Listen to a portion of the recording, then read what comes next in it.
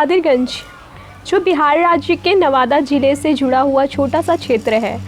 इस गांव में आपको मीलों दूरों से ठक ठक की आवाज़, चरखे की खटखट की आवाज़ और तानी और बानी के भरने की आवाज़ की शोर आपको गली गली और गांव के दूर मोहल्ले तक सुनाई देगी।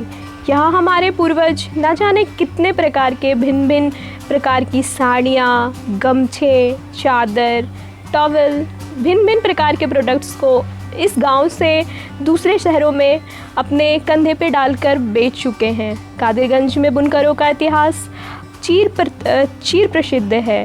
कादिरगंज में आज़ादी से पहले यहाँ के हमारे पूर्वज इस क्षेत्र से जुड़े हुए हैं।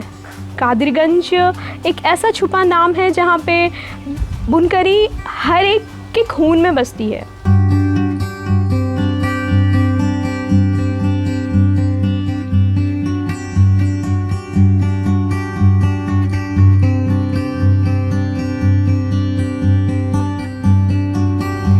ज़रूरत तो है बस यहाँ पे उनको टेक्निकल ज्ञान देने की, जिसके लिए भारत सरकार ने NSDP योजना के तहत नेशनल हैंडलूम डेवलपमेंट ऑर्गेनाइजेशन जो बुनकर सेवा केंद्र भागलपुर बरारी से है, वहाँ के इंचार्ज हमारे विनोद साराभाई जी और सुरेंद्र सर जी टेक्निकल असिस्टेंट जो हैं, उन्होंने बहुत तरह के ट्रेनिंग के साथ यहाँ के बुनकरों को नई नई प्रशिक्षण दिया।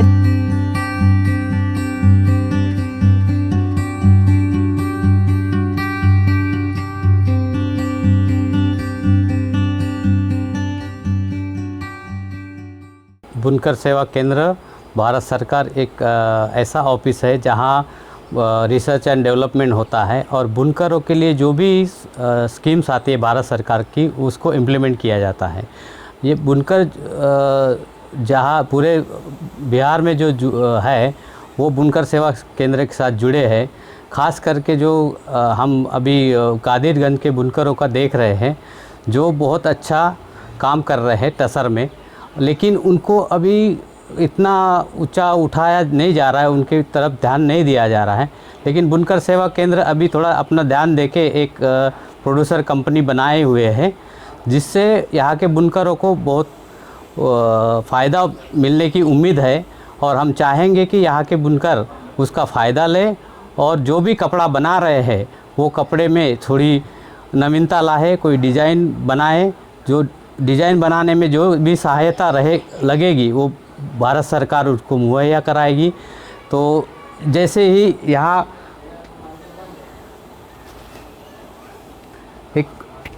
एक टसर की साड़ी जो बन रही है ये सिर्फ प्लेन है और सिर्फ स्ट्राइप है। इसमें हम लोग कुछ डिज़ाइन जैसे बॉर्डर में डिज़ाइन है या बॉडी में बुट्टी डालने के लिए कुछ जकार्ड या डॉबी का उपयोग करके हम लोग नवीनता लाने की कोशिश करेंगे और स्किल अपग्रेडेशन करके नया लोगों में उत्साह जगाएंगे।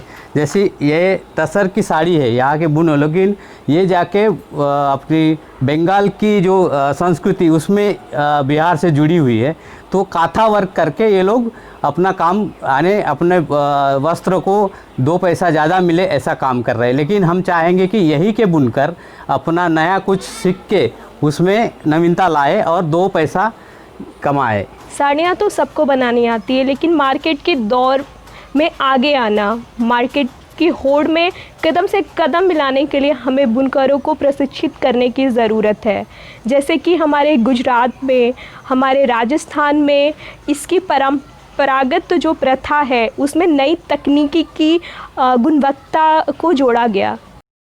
भारत सरकार वस्त्र मंत्रालय के हथकरघा विकास आयुक्त के कार्यालय के द्वारा यहाँ पे कादिरगंज जो नवादा डिस्ट्रिक्ट के अंदर है, यहाँ पे ब्लॉक लेवल क्लस्टर के अंतर्गत नेशनल हैंडलूम डेवलपमेंट प्रोग्राम के अंदर एक क्लस्टर सैंक्शन हुआ है 2017-18 में।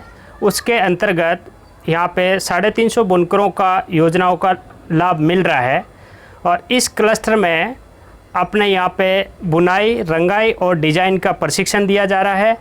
और यहाँ पे 2 बुनाई का ट्रेनिंग 45 दिवस का हो रहा है और इस बुनाई प्रशिक्षण के दौरान 210 रुपया प्रतिदिन के हिसाब से बुनकरों को स्टाइफंड भी दिया जा रहा है ताकि उनका जो डेली जो अपना काम करने वाले हैं बुनकर उनका अपना घर का रोजी रोटी भी चलता रहे। इसी प्रकार मैं जो यहाँ पर डिज़ाइनर के रूप में कार्यरत हूँ। 1 साल हो गए हैं मुझे। मैंने यहाँ पे बुनकरों को जो पहले से प्रशिक्षित हैं उन्हें कुशल डिज़ाइन से जोड़ा। बुनकर जैसे आप पेड़ देखते हो, पेड़ की 3 शाखाएं होती हैं, जड़ और तना और उनके पत्ते और फूल और पेड़। तो ये बुनकर हैं क्या? बुनकर ज़मीन से जुड़े हुए एक ऐसे कुशल श्रमिक हैं जो अपनी मिट्टी से जुड़े रहते हैं, जैसे कि हमारे पेड़ का जड़, और ये बनाते हैं फूल और फल। तो इनका जो बनाया हुआ प्रोडक्ट है इनके गांव को निखारता है। कादिरगंज की पहचान ही बुनकरों के काम और उनके हुनर पे निर्भर करता है।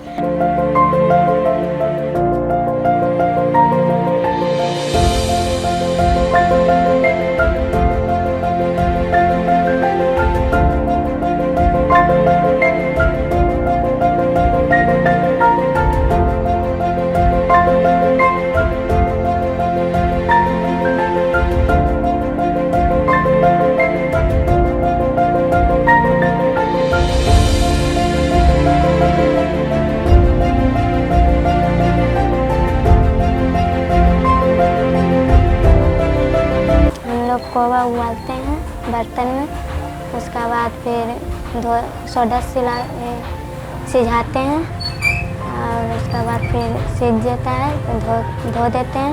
उसके बाद हम लोग रेशम करते हैं।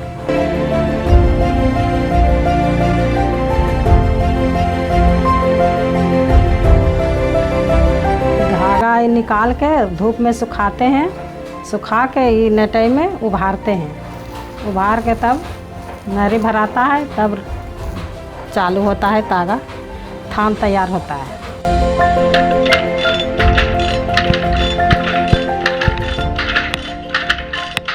और हमें चाहिए कि हम नई नई तकनीक के द्वारा उनको जोड़ें, जैसे कि रंगाई, जो नेचुरल डाई और हमारा वेट डाई, इनसे इनको इंट्रोड्यूस किया जाए ताकि इन्हें इस दौड़ में, इस प्रगतिशील दुनिया में दौड़ में आगे भाग लेने का मौका मिले।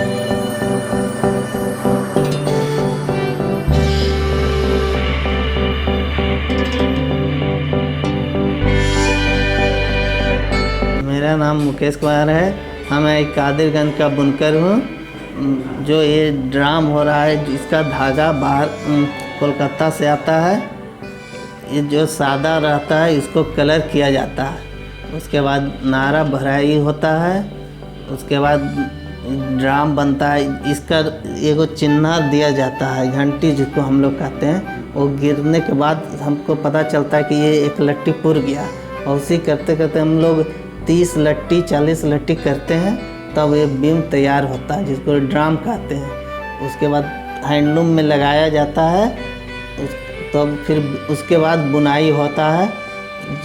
डेली 5 से 6 मीटर बुनाई होता है, जो कपड़ा बनकर इस तरह का होता है। देखिए, इसी को सिल्क का कपड़ा कहते हैं। हम लोग 5-6 परिवार हैं। 5-6 परिवार मिल करके काम करते हैं। तो मिल करके काम करने से भी 200-300 रुपया 4-5 परिवार में होता है आमदनी। और आमदनी भी करिए नहीं है तो आमदनी कहाँ से होगा।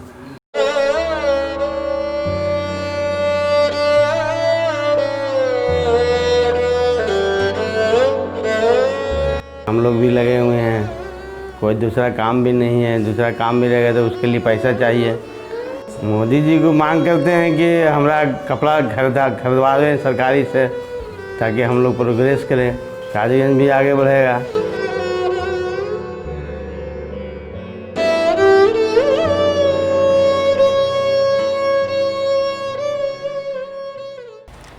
भारत जैसे विकासशील देश में जहाँ पे कृषि को हमने प्रमुख बिंदु माना है रोजगार का, उसी प्रकार से बुनकरी और टेक्सटाइल भी दूसरा एक ऐसा रोजगार का केंद्र है जहाँ पे बहुत सारे लोग इससे जुड़े पड़े हैं।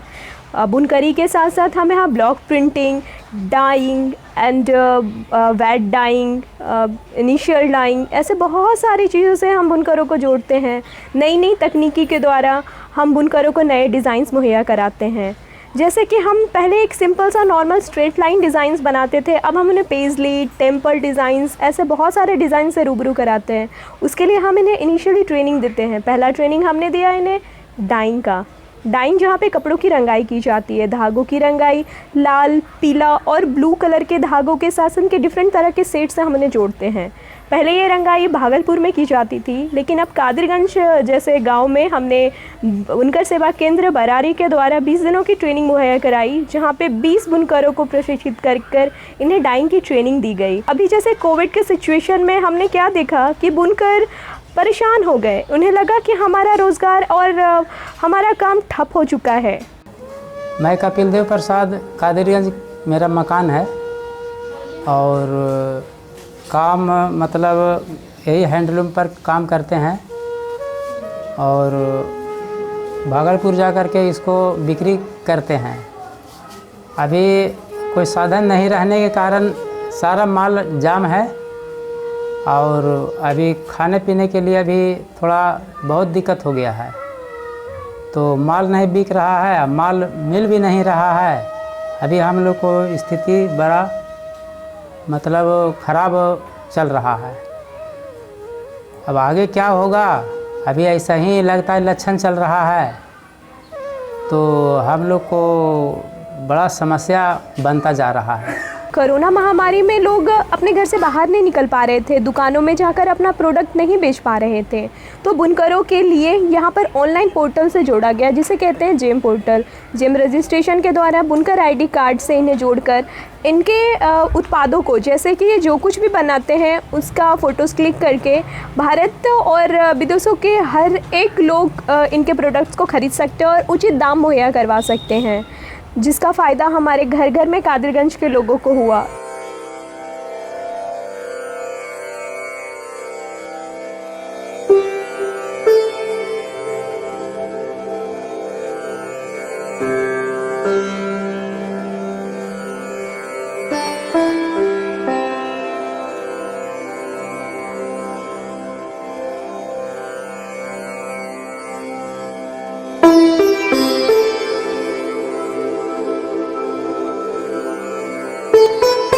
मेरा नाम जितेंद्र कुमार है। मेरे पिता का नाम श्री बनारसी प्रसाद है। मैं कादिरगंज का रहने वाला हूँ।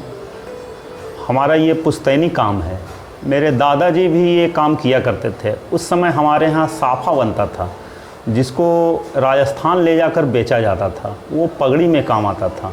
वो धीरे धीरे समय बदलता गया। उस समय बाबा लोग बताते हैं कि हम लोग बैलगाड़ी से जाया करते थे और लगभग 1.5 महीने 2 महीने में वापस आते थे।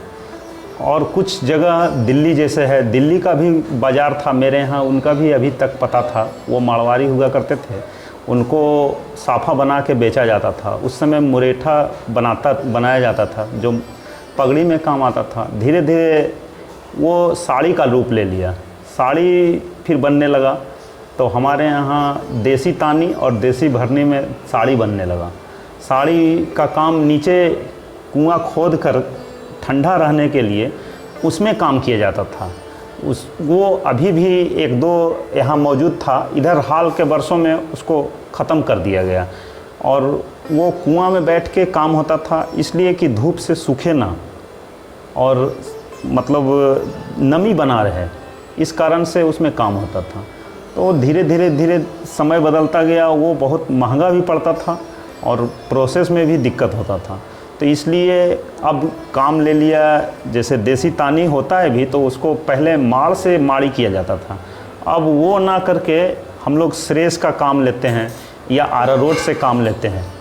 पहले सिर्फ माड़ से काम लेते थे। तो कुछ प्रोडक्शन में भी बदलाव हुआ है और कुछ टेक्निक में भी बदलाव हुआ है। हम लोग के यहाँ का तकनीक जो है और जगह से अभी भी पीछे है। इसको और अच्छा करने की ज़रूरत है।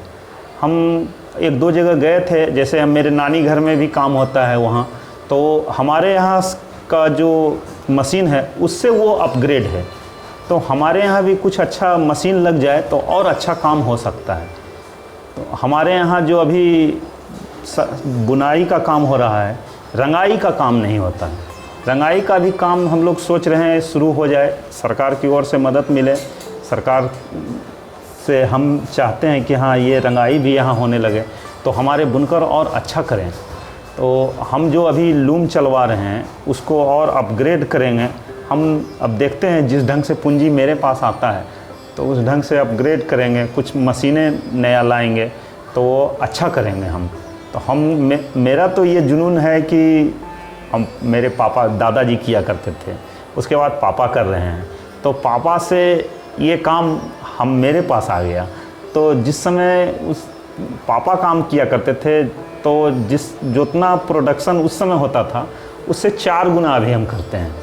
तो हम चाहेंगे कि मेरा बेटा भी आगे चलकर इस काम को और आगे बढ़ाए। और हम तो यही चाहते हैं कि नौकरी में ना जाकर हम इसी को और अच्छा करें, जो और हम 10 बुनकरों को काम दें, रोज़गार दें। यदि मेरा 10 बुनकर खुशहाल होगा तो हम भी खुशहाल होंगे, यही हम आशा करते हैं। और इसी साथ हम अपना अभी काम आगे भी बढ़ा रहे हैं और आगे बढ़ाएंगे। अभी हमने एक प्रोड्यूसर कंपनी भी बनाया है, अब देखते हैं उसमें क्या काम हो सकता है, आगे बढ़ सकता है।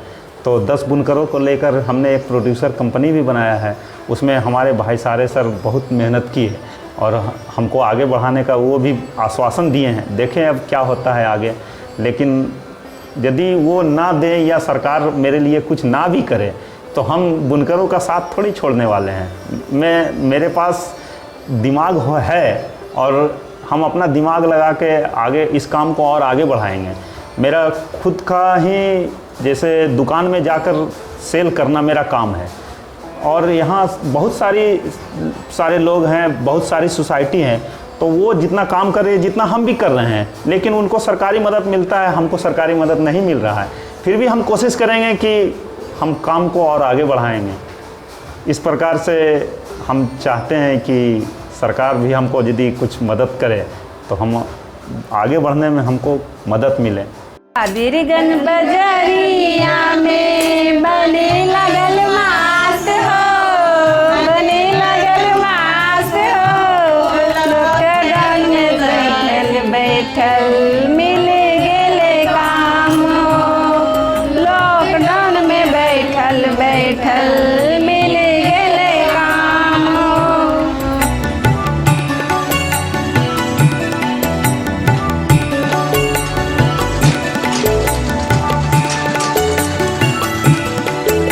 यत्न नारी पूज्यन्ते रमन्ते तत्र देवता। जिस स्थान पे महिलाओं का सम्मान होता है वह स्थान देवता तुल्य हो जाता है, वह स्थान मंदिर हो जाता है। आपदा महामारी कोरोना ने जिस तरीके से इन लोगों की कमर तोड़ दी, ये बुनकर धराशाही हो गए। ये इन्हें पता ही नहीं चला कि रोटी कहाँ से कमाई जाए। तब आगे आई महिलाएं, स्त्री शक्ति का जो रूप होती है, शक्ति जो संबल देती है, जो सशक्त करती हैं। जैसा कि हमारे मोदी जी ने कहा है, आत्मनिर्भर भारत बनाने के लिए हमारी कादिरगंज की महिलाएं, उन्होंने अपना प्रथम कदम रखा। कदम ऐसा जो मास्क बनाकर पूरा किया जाता था। मास्क योद्धाओं को जिस तरीके से हम तलवार देकर रणभूमि में भेजते हैं, आज कोरोना योद्धाओं के लिए और हम हर एक जनजीवन के लिए मास्क एक ऐसा ही धारदार तलवार है, तलवार जो वार कर सके कोरोना पे। हमारी महिलाएं घर पे रहकर 200 पीस मास्क बनाती थी, सूती कतरन से बचे हुए कपड़ों से तरह तरह के मास्क बनाया इन लोगों ने और मास्क को बांटा वो भी मुफ्त में।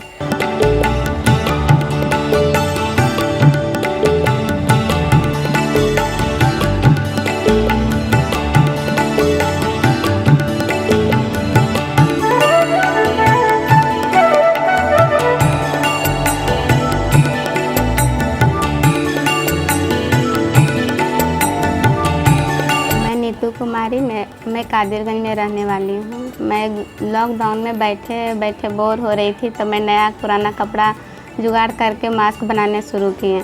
हम बहुत सारे गरीब लोगों को मुफ्त में मास्क बांटे हैं और बहुत सारे मेरे साथ लेडीज़ लोग भी काम करती हैं। हम सबके हेल्प से ही मास्क बांट पाए हैं और आगे भी बांटेंगे। जहाँ पे सरकार की नज़र भी नहीं जाती थी, ये महिलाएं वहाँ गईं।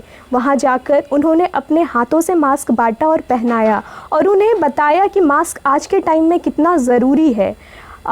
इस चीज़ को देखते हुए हमारे मुख्यमंत्री जी ने वार्ड मेंबर और मुखियाओं जी के द्वारा 40 रुपये प्रति मास्क, हर घर में 4 मास्क देने की योजना बनाई, जो सफल रही। महिलाएं हमारी जो हैं प्रतिदिन अब 2500 से लेकर 3000 तक मास्क का व्यापार किया इन लोगों ने, और इस मास्क से इन्हें जीवनोपार्जन करने के लिए, रोटी और कपड़े के लिए, अपने पति को सहयोग करने के लिए, अपने बच्चों को पढ़ाने के लिए ये महिलाएं आगे आई।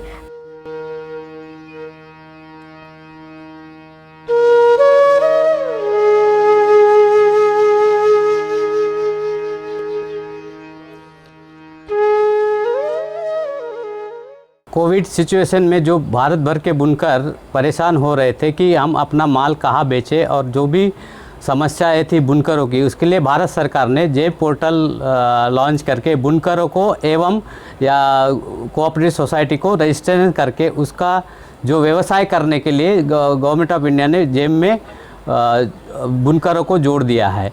कादिरगंज के 60 या 70 बुनकर अभी तक जुड़ चुके हैं, जो डायरेक्ट उनके पास भारत सरकार या राज्य सरकार एवं पब्लिक सेक्टर के ऑफिसेस है, वो डायरेक्ट उनसे माल परचेस कर पाएंगे। तो क्योंकि बुनकरों को अपने घर से बाहर निकलना की ज़रूरत नहीं पड़ेगी। पहले जैसा मार्केटिंग के लिए मेले में या कहीं महाजन के पास जाना पड़ता था, वो जाने की ज़रूरत नहीं है। और जो जेम पोर्टल में जुड़े हुए हैं उनको अपने घर से व्यवसाय करने के लिए फ़ायदा है।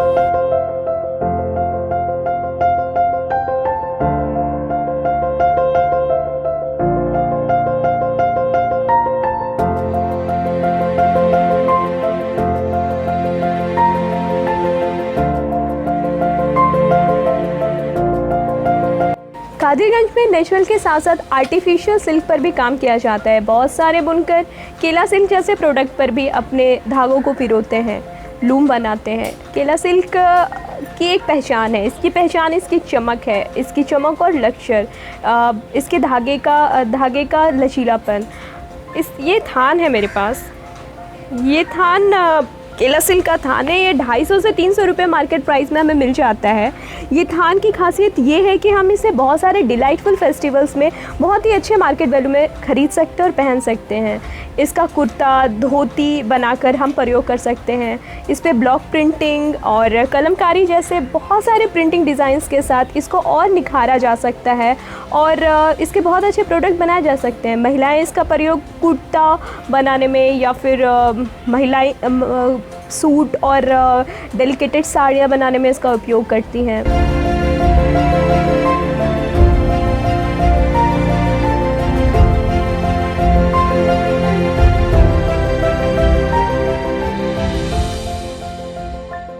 कादिरगंज के मार्केट के प्रोडक्ट सिर्फ कादिरगंज में नहीं अपितु बिहार के बहुत सारे क्षेत्रों में जाता है। बुनकर इसको प्राइवेट सेक्टर्स से जोड़कर अपने कमाई का साधन बनाते हैं। जैसे कि यहाँ पे खादी ग्राम उद्योग मॉल, खादी ग्राम उद्योग जैसे डिफरेंट टाइप ऑफ सेंटर्स में हम अपने मालों को बेचते हैं।